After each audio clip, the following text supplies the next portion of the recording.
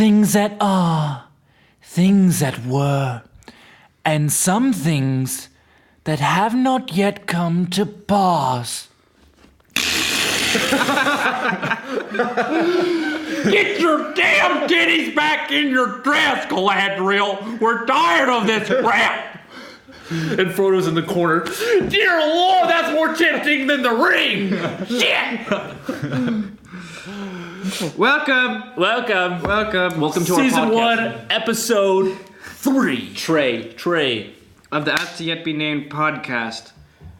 We might figure that out before time is up, but probably not. We Probably should not. probably spend some time sitting down thinking about it, but you know what? We're just going to keep going with the flow.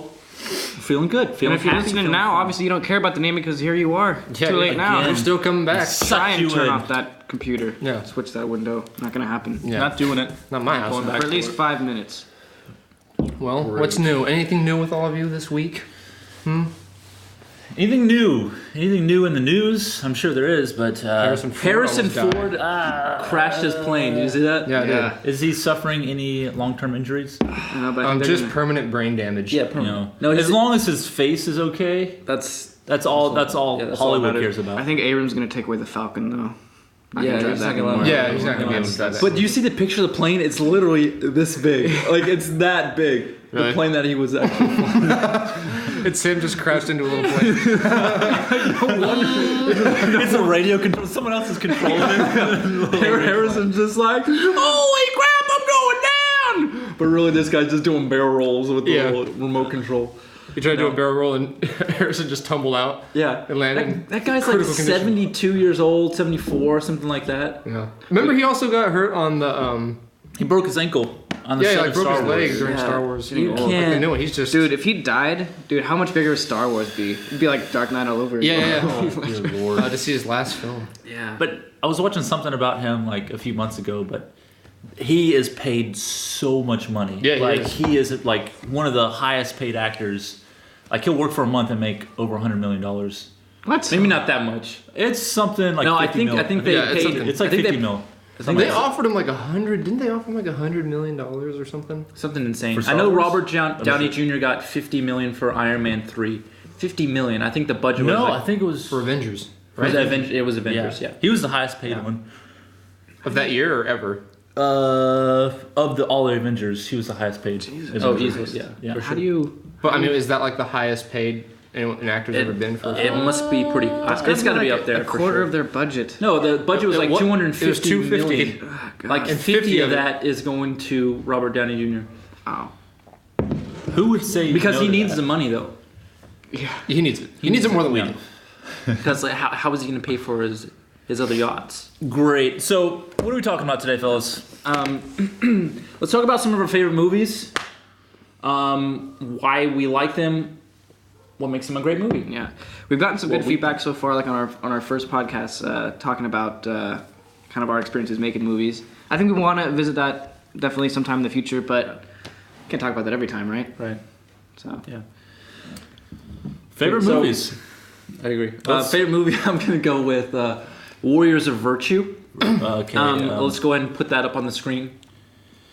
I'm gonna go If with you don't know Freaky about this film- Friday, with Lindsay Lohan and Freaky Jamie Friday. Lee Curtis. You know That's what? a good one. I liked Lindsay Lohan and Herbie Fully Loaded personally. Oh, that was a good one. That was a good Yeah. one. The sequel, actually, Fully Loaded. Herbie 2. Herbie 2, yeah. Fully yeah. Reloaded or something. Fully Reloaded. guilty pleasure mine's always been Flubber. Never gonna turn down a chance to see that movie. Yeah. Every While Friday. we're still- on the Reloaded part, Matrix Reloaded. Yeah, I was gonna say the best of all the Matrixes, I think. Matrices. the Matrices. I was gonna say Mr. 3000 with Bernie Mac. That's a good one.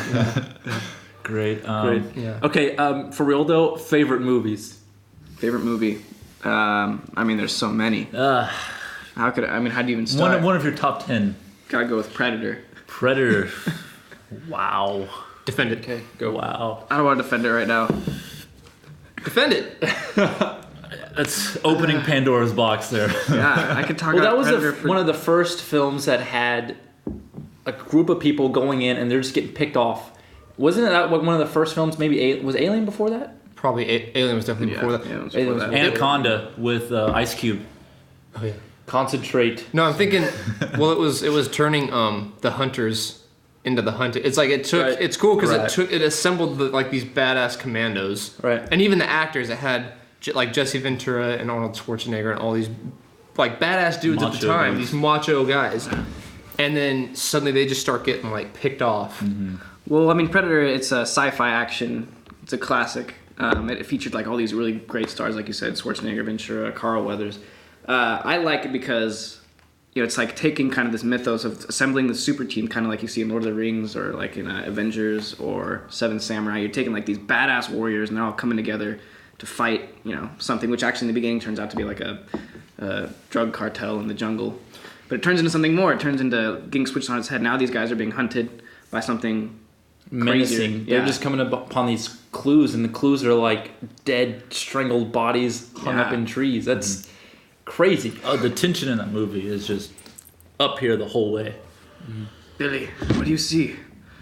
Nothing. Must have been nothing. But he's seeing something and he knows something's out there. I don't know. Let's move on. Let's move on down the line. I know I've said it before. I really like Drive. I know it's more of a modern movie, but that movie really stuck out. We have a poster of it. Put it up on the screen. I think, I don't know. I thought it was a really unique movie. Well, not a great film, but I thought its minimalist approach was really cool. The soundtrack was cool. The first it was 15 minutes in that hyper film. stylish. Yeah, the opening scene is one of the grabs you most by the balls, man. that's the way you open the movie. It was very good. I don't know, I liked it. One of my favorite films is Empire of the Sun by Steven Spielberg. I think it's one of his more underrated films. Why do I like this movie? Well, there's a lot of interesting themes in this movie. One of them is kind of the loss of innocence and kind of how profound it is on our main character, played by Christian Bale as a young 12, 13-year-old boy. Little chap. Great acting. The score is beautiful. The whole film is very beautifully shot. Ben Stiller's in that film. Ben Stiller. Is he really? Yes, he is. Ben Stiller. John Malkovich. Empire of the Sun. Please go watch that movie. It's a good movie. I would have to say There Will Be Blood by PTA, Paul Thomas Anderson. Daniel Day-Lewis holds the screen in DDL in every scene. You're just captivated by his performance. Like, he is Daniel Plainview, and he just has this fall from grace, and he's so menacing, and he just keeps getting meaner and meaner and meaner. But it's like you like him more and more and more. Yeah. Or I would say you like him, but you're just more invested in him, even though he's like not a good guy at all, but you're still like captivated by this guy. And I love how, even though you don't like him, you're still like super invested in this man and his Those characters are great. That's almost like Nightcrawler. There's a new film that came out. Yeah. If you guys haven't seen it, you should watch it. We have a poster of it. Nightcrawler is a film that's almost like There Will Be Blood. It's got this one guy, super ambitious, right? Who's willing to kind of do anything it takes to get to like the top, to get to what he wants. Daniel Plainview was doing that in the oil industry, and There Will Be Blood. But Nightcrawler's Jake Gyllenhaal, and he's trying to be like this really top-notch, like kind of freelance videographer. Called like I forget what the name of it is. Video production, something. Yeah, that's the name of his thing, but like what the actual that Job profession title? is. Yeah, what that Yeah, job title is.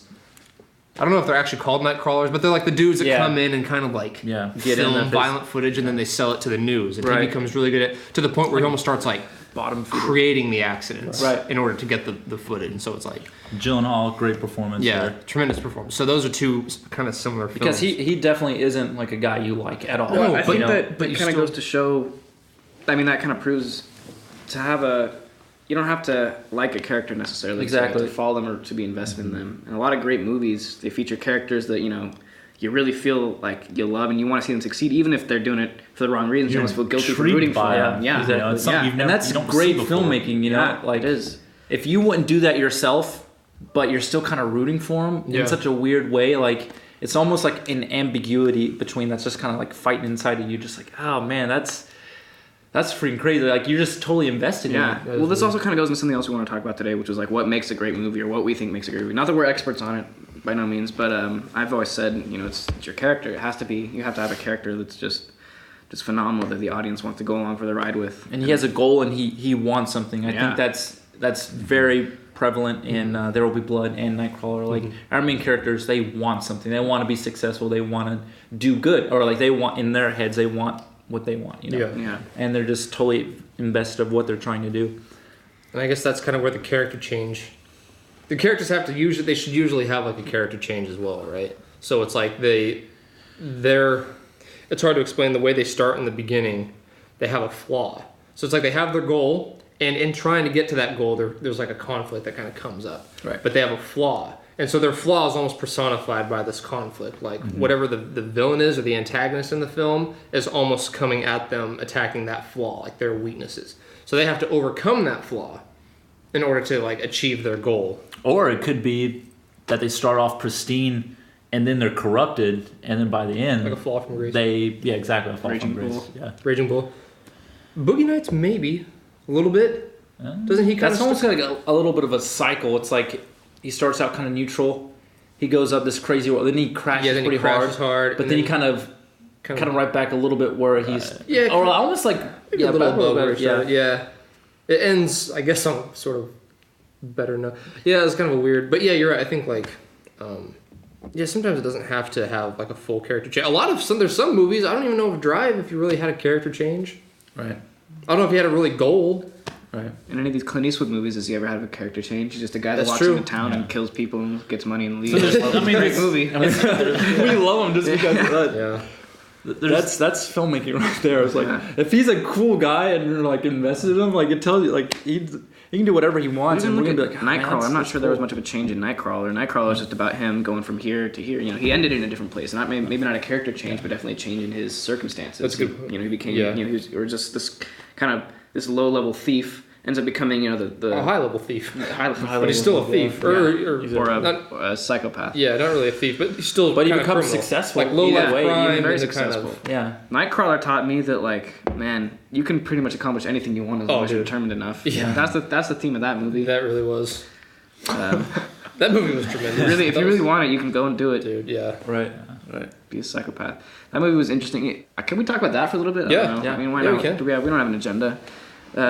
We should talk about how great of an actor Jake Gyllenhaal is, or And how he didn't get nominated. Not even a nomination. Not a nod. That hurt. I know. I thought his character was so great. He plays a psychopath. Who's just like setting up these Who wrote it? Dan Gilroy. Dan Gilroy. directorial That debut was for him too. Yeah, right. Same great. guy. Yeah. Great. Was that the great first writing. script he wrote? Or I don't know. there's no way. He had to have written something else, I feel. Yeah. We can look that up. Jake Gyllenhaal just never But yeah. he never breaks eye contact or blinks when he's talking to like one of these characters. Even if there's like a really awkward or tense conversation, most normal people can understand that awkwardness or tension and they'll look away or they'll look to the side or they'll blink their eyes. Not Jake Gyllenhaal because he's a psychopath. He's not. He's not thwarted by any of that. Just look straight on. Yeah. He does. And I love how in the film like Yeah. Sociopath. yeah, Sociopath, Probably a better that's word. right. Hey, both. He never lies in the film. He tells everyone exactly what he's gonna do. That is And, true. Like, he doesn't lie. He's not like super conniving, I would say, but like if he's talking with someone, it's like, if you do that, I'm gonna kill you. Like when he was in the car, Yeah, yeah. almost at the end of the film, it's like, if you leave, I'll kill you. Yeah. Or something like that. He's like, oh man, this guy's crazy. Okay, I'll get back in the car. Yeah. And then he tried to kind of leave in the end, and he's like, you're dead. What was the last line in the film? He's like, I would never ask you to do something I wouldn't do. yeah. Yeah. And that was so true because he would go to the ends of the earth to get this freaking shot, like Yeah. kill his partner Yeah. to get this shot. It's like, I wouldn't ask you to do anything I wouldn't do. Yeah, And Seth, maybe throw up like a spoiler alert on this. yeah, But yeah, if you haven't seen it, but anyway, yeah, he does. He kind of goes out of his way to get whatever he wants, and like he knows exactly what he wants. And you're Yeah. right, he doesn't lie. He tells it exactly how it is. Yeah. The reporter lady, he's just like, I want these things. I want this, and you're going to give them to me because I can provide them for you, and I have the best service. But like I'm just gonna, I'm not done. And then like he's going, just like fuck. Dude, like, chill out. But another great aspect of like a great film is showing something that you don't ever see. Something. It could be a setting. It could be some sort of incident that happens. How often do you get to see people dead and bloody on the side of the street and someone running up there with a camera. Someone has to get this footage for the news. That's true. So that's something we don't ever get to see, and I think that's really interesting. That's totally true. So original. People talk about like there's no original ideas in Hollywood anymore. Maybe that's true, but not the case for this one. I mean, I always like to point to the select few every year that are like original ideas. You know, like a Birdman or like a Nightcrawler or Grand Budapest Hotel. Yeah. You know, that's... Well, I think maybe it's just because like overall, I think there's probably a majority of the films that are just like almost like superhero kind of comic book movies that are coming out. Maybe some remakes of like old films or like kind of or sequels. That's what I like to see. That's a lot of films nowadays, but it's not the majority. I'm sorry, it is a majority, but it's not all Hollywood's thrown out right now. There's still some really good films that are coming out. Kind of Birdman's one of the most unique films I've ever seen. And we have filmmakers like Paul Thomas Anderson and Wes Anderson who have this kind of, they're able to walk this weird threshold of still being financially successful in the market, and kind of their films, will appeal to a large audience. Right. Like, There Will Be Blood, a lot of people like it who aren't even film people. Same with like Wes Anderson's movies. Maybe a little less so, but still he can get them into a market and they'll still sell really well, but they can still maintain some artistic integrity. Well, look at Christopher Nolan. There's no one more successful than him. I think he has That's true. He's like 8 movies on the top IMDb 250. Yeah, like all of his films. I think like 8 of them. It might be. I think he only has like 8 movies, but they're 7. like. He's got 80% of them are like on the top 250. He's got to be like all the Batman movies. You got Inception. You got Interstellar, Prestige. Also, Memento. I think that's at least 7 right there. There might be another one, but that's successful right there. Yeah, that's successful. Dude, he's got the biggest blockbusters ever. Yeah, like ever. I think on all of his films, he's made money.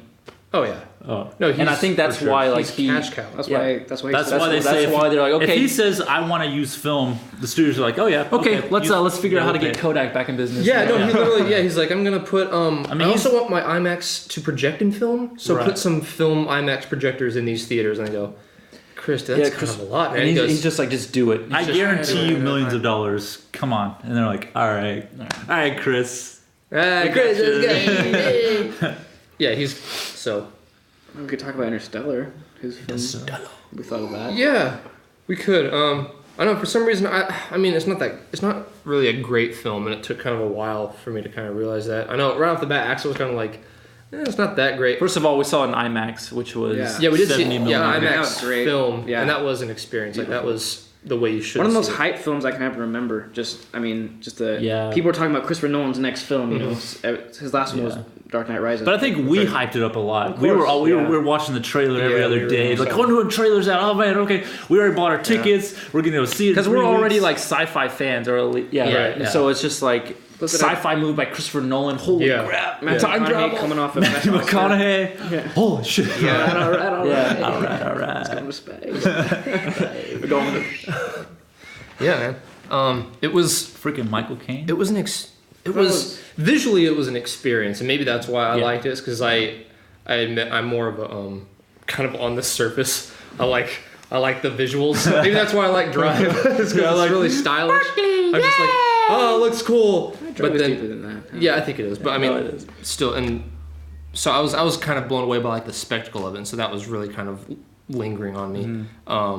But the story, I think there were a lot of probably flaws in it, and it was a lot in 3 hours. There was a lot going on. They just had a lot going on. A lot of the content of the movie and the story hung on little small hinges in the film. Yeah, like the watch ticking like that, and how she got her code and fixed the equation and stuff like that. A whole huge part of the film kind of relies just on her knowing the difference between that's a code right there, Yeah. Little stuff like that. It's not a huge deal, but for me, it's just like, is that plausible? Would she really kind of get that? Yeah, they're kind of plot holes. Well, I feel like a lot of the relationships in the film too were definitely rushed. Like they had so much content and about small little details about getting into space. We have to go to this place, or it could be possibly this planet, and having to decide.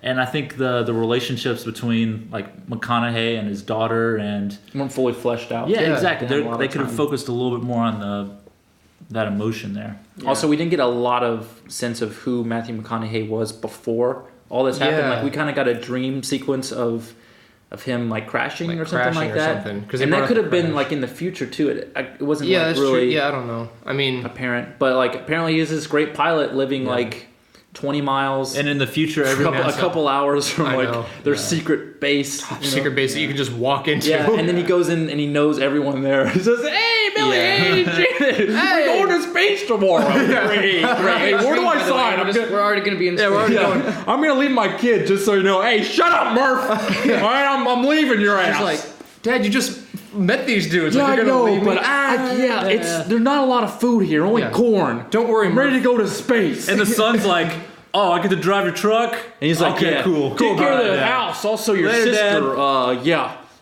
Take care of the corn. Yeah. People need to eat corn casserole. His son's just doing this. He's just like, oh, you're going to space? Drive your truck?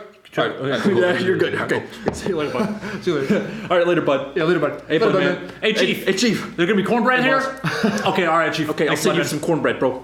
Yeah, it was. I think at the end, I think what really frustrated me was I like I like movies that take left turns. So when he's like in this Tesseract thing where it's suddenly like this weird kind of Yeah. 2001-y type thing, I don't think it did it as successful as 2001 did. And I know it took Yeah. a lot of homage from that. Right. Where, I mean, 2001 was so, it was done so well where it took this left turn, but it was so justified. Just You know, there's this just Tesseract. There's like this little monolith floating. Spoiler He alert. gets near it. Yeah, if you haven't seen it, and then he just goes through fucking space time. It turns crazy. But in Interstellar, he falls into a black hole and then gets caught in the Tesseract, which is like a 5-dimensional construct of time, of space time. And it's like Which through I guess string theory, right? through string theory, and they sort of imply that it's future humans that have made that. So you get into this weird paradox of like, oh well, humans have made it to this point in the first place, so humans placed the wormhole there for them to go through to get to this planet to save humans in the first place. So it's clearly like, they why would- have gotten there. They've already gotten there. Why would Grandfather paradox. So it's just like, so it's like a circular loop. which is interesting. I mean, you know, No, I mean, if you read into it too much, it's kind of gets diluted, and you get like, okay, but as a movie, I thought the spectacle of it and what he achieved It was a beautiful film. Yeah. was impressive. I mean, the you have to scale love of it. Nolan, even if only just for like the ambition behind it. I mean, he took like these crazy mathematical concepts and he wanted to film it like traditionally, but just also on this grandeur scale. Yeah. And it really looked amazing, and there were some really awesome moments from it. People, we compare it to 2001 of a Space Odyssey. It's like, is that our generation of 2001? I don't think. I don't think so either, I don't really. think it's. I think it tried to on be, the but I level. don't think it was. But yeah, not the same. Not the It's same interesting level. how such a high concept idea can not be completely undone. I wouldn't say that, but just like little basic like ideas of how like okay, if what you just said, if they already made it to this point, why do they need to go back and fix whatever happened? You know, it's like such a simple circular loop. You know, Yeah, there's and a I think bunch a lot of time travel films go into that. And that's the problem maybe with time travel films too, is because they are relying on this. That film, it was almost like what you want to do in a film too. I realized is setups and payoffs. And there's this video on YouTube that you guys can watch. We might be able to link it. It's Red Letter Media. Again, I think we might have mentioned it earlier. Mm-hmm. If not, Red Letter Media, they do these videos. They're called like the Mr. Plinkett reviews. And he's most notable for reviewing the Star Wars films, which you guys have to watch. That's your homework. If you guys want to learn about filmmaking, real filmmaking, like and story structure and stuff, and how to find what's wrong with movies, watch those. But Red Letter Media does one on Titanic, and he talks about setups and payoffs and how that movie is really well. They're just small things, but James Cameron is really. He brings that movie down pretty hard too. Yeah, he does. He does kind of break it down. Not as bad as the Star Wars movies. He doesn't hate it. He likes Titanic, but he points out some stuff. But he says that the setups and payoffs are good. Interstellar tried doing that with They established that as a young girl, Murph is this like really kind of almost top-notch scientist. Anyway, she loves science and she knows Morse code or not Morse code, but what is it? Binary. Yeah. And so then it can kind of justify, okay, when she's older, obviously she's going to be a scientist. She teams up with Michael Caine. And I don't know. I mean, it was sort of true, but like, yeah, they were relying too much, like you said, on the watch, and she just happens to go back inside and grab the watch at the moment that he's... But then I guess you could justify that he could go to that moment where she's in the bedroom because he can kind of control time because it's like a physical thing. So he can float over to it and see when she's in the room, and then he plays the and then starts. he plays the violin. He plays the harp of time. The Hop of Time. That's our next film. Probably also have to admit there's a lot of that film I'm not going to pretend to understand. I mean, I'm not, I need to watch it again. Apparently, like, it was pretty, like, accurate scientifically. There's a lot of, like, theoretical physics that went into it that he really tried to follow. Jonathan Nolan, his brother, was one that wrote the script. And it was based off of theoretical concepts by Kip Thorne. Yeah. Who's a, what's it called, like an astrophysicist? A smart guy. Yeah. He's called a smart person. He's one of them smart people that work at the university. He went to school to get a degree. A degree. And doctorates. Yeah, doctorates and So- stuff. He can So, I fix mean, yeah, like people. the visual effects that they achieved in that, I guess they created an actual, black hole and wormhole would look like. Yeah. Because we've obviously never seen one. No one's seen one. Right. So, but just using theory, I read that they reprogrammed computer code. Like they wrote new code in order to create this thing. It's impressive. It was. And like, I heard black holes can be visible because, like, even though they absorb all the light, so light can't escape the surface, but there's so much friction from all the matter that's, like, going around it or something like that, that it heats up and it gets hot and that creates light or something like that. I could be totally wrong, so I don't know. That like accretion disk or whatever? Is that it? Yeah, I don't know. Anyway, it looked like I imagined a black hole could look, and it was pretty cool. It's pretty awesome. It's pretty cute. It was cute. It was the black. score in that movie also, Yeah, I love. The one it scene just punched you in the face. It was really did. loud, and, yeah. but the pipe organ just. So I interrupted you. No, I was gonna say that coupled with the scene where the space station is spinning. Yeah, out of control. That was badass. Matthew McConaughey's like, we're freaking going in, man. And he starts spinning the ship, and he's like, It's necessary. it's not that was, necessary. like, the cool She's like, you get the computer to do it. And he's like, no, I can do it myself. And the computer's like, it's impossible. No, he's like, no, it's necessary. Yeah. That was a freaking high tension dude, moment. that That was was- my favorite part. That was some of That's the. my favorite part too, actually. I think that was my favorite part. That and the scene where he's just. It was a huge. They had just made it into space, and I think they're circling around Jupiter or something like that. And then it's just you can see the tiny little spaceship, and it's just this epic music, and it's just like you're just floating there. It's just like 70mm. beautiful. Yeah. It was sick. He actually went to space to get that. He went to Saturn. Fun fact. Fun fact. He flew to Saturn. He's such an auteur that Yeah. he wouldn't settle for anything less. It was cool. Well, then there's that cool scene where it's just like they're just floating. Yeah, it's like the little spaceship. It's just like piano notes. Yeah. And it's just like it's like the rings of Saturn, and it's just like this tiny little blip. That was cool.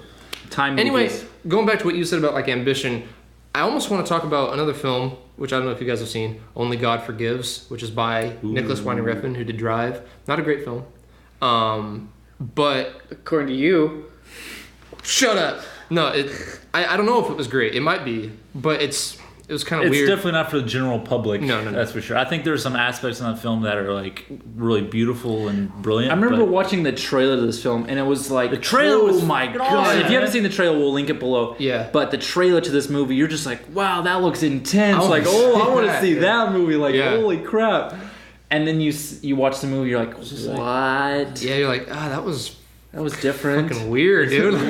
we barely made it through it. Yeah. That was a tough film to watch. And so, but It was beautiful. It was a beautiful was film. beautiful. Just a beautiful film. But the reason I think- brought that up is because like I respect almost those films more, even if they fall flat.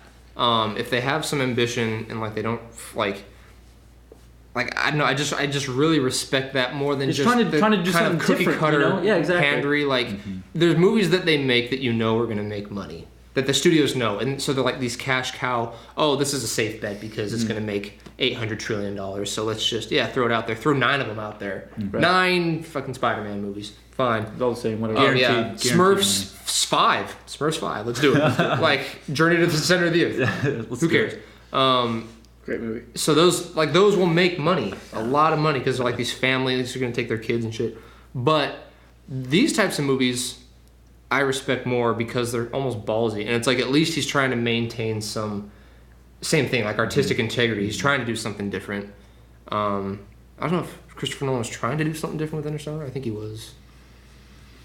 Maybe just visually. I don't know, but Kind of going back to what we were talking about, how if in Interstellar, how we got to this point in Future Humans, why do we need to go back to fix something if we already got there, right? In Looper, there was a pretty interesting point when in the movie, we have Bruce Willis sitting down with Joseph Gordon-Levitt, Young Bruce Willis, young Bruce Willis, young Bruce Willis, and the future self and younger self, whatever. And Joseph Gordon-Levitt's trying to figure this out, kind of like sitting in the audience seat, where it's okay. So if you go here and you go, he's trying to figure it out. And there's a certain point in this film which I think is genius in the writing. Bruce Willis is like, stop it, like. Shut up. We're going to be here all day. It doesn't matter. It doesn't freaking matter. It doesn't matter. And like, as an audience guy, you're in the seat of Joseph Gordon-Levitt. You're like, yeah, how does this... And then Bruce Willis is yelling at you, shut the hell up, right? Yeah. And you're like, okay. and you just go with it. You just buy it. And I thought that you kind of like buy into it a little bit. That's why you guys like that movie so much. No. Because he told you to not think about it. Don't think about it, Luke. Don't think... It's good if you don't think. I think it was... really cool though. It was kind of cool like movie. Not ingenious, but I think it was cool. No, that is a really cool thing. I don't even remember. I watched it once. I don't remember. But now that you say that, like I remember. He's basically saying, "Don't think about it." Yeah. But it kind of works. It does. It really does. You're like, okay, just go with the scene. flow. Okay, cool. Just keep putting other stuff together, and hopefully that works. No, I thought that was kind of cool. That is cool. That is funny. Because like in Interstellar, he didn't tell you to stop thinking about it, Yeah. and you're like at the end of the movie, you're like, no, that can't work because you're doing that, Yeah. And I guess you can still do that in Yeah. Looper, but Well, I'm also wondering. So if we are kind of criticizing Interstellar on this point of like being, are we basing it off of like its realistic merit, because it kind of establishes through the rest of the film that there's like wormholes and black holes, which are these actual theoretical concepts which do, I guess, exist, or can exist, and now it sort of gets into this crazy weird sci-fi turn. Most sci-fi movies you watch like Predator or you watch like a Looper, you just kind of buy it. You just kind of go, okay, it's a sci-fi thing. Yeah. But for some reason, it's like then you're looking into Interstellar more. Are we holding Christopher Nolan and Interstellar to a higher standard than That's what Nolan wanted to make a movie that was like this is how it would. it's grounded in reality. Yeah. Right. Which like I said, that's awesome that he wanted to do that. Yeah. Again, the ambition behind it, phenomenal. Wow, so cool. It's the cool that's the movie he wanted to make. Yeah. Sure. I feel like he wasn't compromised. He wasn't pressured to make a movie that he didn't want to make, or he had to alter certain parts of it. I don't know. But at the same time, there's Quick question. In the film, they're trying to get this base off of the planet, right? Yeah. Right? And then later in the film, they're in this base, which is kind of like a circular kind of like a tube place kind of thing. Why did they need to get this thing off of the planet if it's kind of self-sustaining off of the planet, right? Couldn't they just be self-sustaining on the planet? Or does it need like... I'm sure it needs to be floating in space for it to work, maybe. Which they went over that has to be in the the film. case. I guess that's got to be the case. Well, but I it's mean, like if they have a self-sustaining environment in space, like why can't that work on the planet? It's probably a user manual. Yeah, it's in. I'm sure. Oh, I see what you're saying. Like, why don't they just stay on Earth? Yeah, like inside the capsule. Inside the capsule, but on Earth. Exactly. Let's write an angry letter. Christopher Nolan, how come we did that in the capsule on the planet? And he just goes, "Oh, well, that's easy." I got you there, Luke. Well, let me explain. Well, I need to know the mathematics behind it. I need the equations. And he just pulls out all these papers. Then if you look at it, That's what you're going there's for, Nolan. there's that one guy who's in his basement and he's getting all like the red yarn letters and like newspapers and he's actually trying to solve that equation. Yeah. He's trying to figure Thorne. it out. Yeah, maybe it's Kip Thorne. I got it, has him in Christopher. the basement. That guy. I got Christopher. I solved it. And also he starts Christopher's floating got away. He just starts floating away. Kip Thorne, come back down here. And he's just like, Kip Thorne, we need you for the movie. he's like, I'll serve us better out there. You'll die. He freezes to death. He's an icicle. And that was Interstellar. That was Interstellar. That was Interstellar too. If you look close, you'll see Kip Thorne floating around. Yeah. You know how they do the zoom ins in those space movies? They're like, Yeah. and there's Kip Thorne just like, When Anne Hathaway was like messing with that kind of space when they go into the wormhole and stuff. Oh, yeah, where that she's was Kip fondling Thorne space. shaking her hand. She's fondling space time. And she's all, with a handshake. But she has like time goo. let's reel it back. Let's reel it back. Okay, reel it back. Other good movies. I don't know. Other great films. The Conformist. The Conformist. If you want to watch a beautiful film, like cinematically, that movie is beautiful. Every shot is composed to be a work of art. By itself. Bernardo Bertolucci. Bertolucci. Yeah. He also did Russian. The Last Emperor. Yes. The Last Emperor. Yeah. That film is beautiful too. Just gorgeous, gorgeous films. So if you're a cinematographer, watch those films. Not the cartoon with David Spade. No, no. Those films are gorgeous. No, I was thinking. I'm glad you brought that up. There's one thing when we talk about like film, like one thing in film theory, and there's actually a book that I still need to read. It's the Making Movies book by Sidney Lumet. Sidney Lumet. If you don't know who Sidney Lumet is, he did 12 Angry Men, Dog Day Afternoon. Dog Day Afternoon. He did Murder on the Orient Express and a crap ton of other. He's done so many. He's done a lot. He did like 50 movies.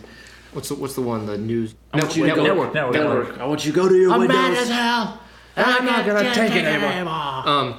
What he was kind of talking about, and I think this is really smart, and this is probably what The Conformist did as well, is when you're composing the shot, like in a movie, is you want to make sure like every shot, and maybe this is also what makes a great film, cinematically in theory, is every single shot has to go toward the theme. That's like the point he was making. So he knows what the theme of his film is, and it could be the theme is like, I don't know, friendship, or the theme is revenge or something like that. But basically every single shot you frame it and you light it like cinematically the way it should all be working toward that theme. So like I don't really know how to explain. So like basic kind of, if the theme is like someone is like in power, in theory you want to film them from like a low angle, so then they look tall and big, because the camera is literally almost the point of view of the audience. And if the theme changes throughout the film, like your angles change, the way you film it changes. Exactly, yeah. So, and not just filming wise, it has to go down to costume design, setting, everything. Everything has to enforce the lighting, your main theme. So and if it's not contributing, then it's not doing anything. And you can see that evident in genres. So like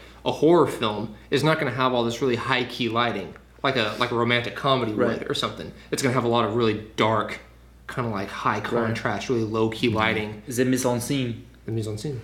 Yeah. So that's why like films like The Conformist, every single shot is pre-planned. Yeah. I mean, if you're making especially a film, in those films, it's you don't pick up on it though. Yeah, exactly. Yeah, they're so subtle unless they're like really beautiful. Yeah, which is still. But still, I mean, like I know Roger Deakins said that. Like the best compliment a cinematographer can receive is that his cinematography went unnoticed. Right. He was talking about, I thought this was interesting, he was talking about when he did Shawshank Redemption, he was still a pretty new cinematographer, relatively new. He wasn't very big, at least in America. And he worked on this film, and they filmed it in an actual prison, and they had to build some sets in a studio to kind of, and filming in that prison was so dark, he had to use a shit ton of lights to just barely light it. And then he was at this like cinematographer's kind of party or something like that, where there's all these, and he overheard some cinematographer who was pretty respected saying, I don't know who the cinematographer was for Shawshank. It was pretty good. I don't think it'll win best cinematography because it wasn't because it used natural lighting or something like that. He thought it was all natural, and Deakins was like, fuck yeah, because it wasn't, because it was staged. Like it was all, but he lit it just to be. That's when Deacon comes up in the middle of the conversation. Hey, gotcha, bitch! And then just sack taps him and runs away. They're like, Deakins, what the hell? Yeah, we love Roger Deakins here. He's regarded, I think, as like Roger, not the best cinematographer around. He's pretty damn good. Pretty damn good. He did. I'm starting to like that one dude who did Birdman. Emmanuel Lubezki. He does all of Terrence Malick's films too. He did Gravity. He works with Alfonso Cuarón and Terrence. Just unlike anything else. I mean, how do you plan for a 10-minute shot? How do you stage and compose that, and how do you light for that? And he has such a look too. He's really good with long takes, and he uses a lot of wide angles. Like he just uses like almost fisheye lenses like the entire time in close-ups. Right. Like you almost have like this crazy fisheye close-up. He has a really distinct look to him, and he uses like a lot of soft lighting. I don't know, he's pretty impressive. I've only really noticed him since like Gravity and Birdman. I've seen some of his other films. You gotta watch Tree of Life too. I've seen Tree of Life. Have you seen the whole thing? I gotta watch it. Yeah, dude, that movie. How long has this been running now? 45 minutes. Should Well- we wrap it up, maybe? Any last Should we watch a thoughts? film? Do we make a point? Do we even make any points in this podcast? I'm sure there's plenty of There's points. a There's some stuff that you can pick. maybe You some gotta minor points. you gotta pick it out like a. Yeah. Yeah, we're just kind of basically giving our thoughts on this. We're not probably right or wrong. We're not even that knowledgeable, but this is kind of just more or less our opinions. If you're still listening, then hopefully you enjoyed kind of what we had to say. Right.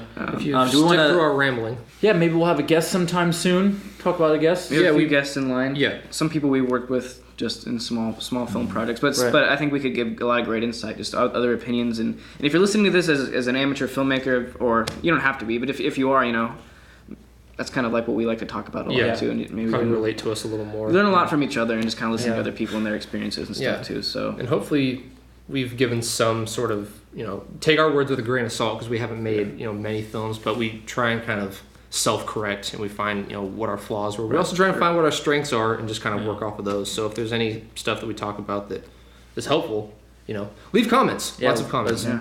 Let us know what you think. Okay, signing off. All right. Appreciate it. Next Thanks for time. watching, guys. See you next guys. time. Thank you.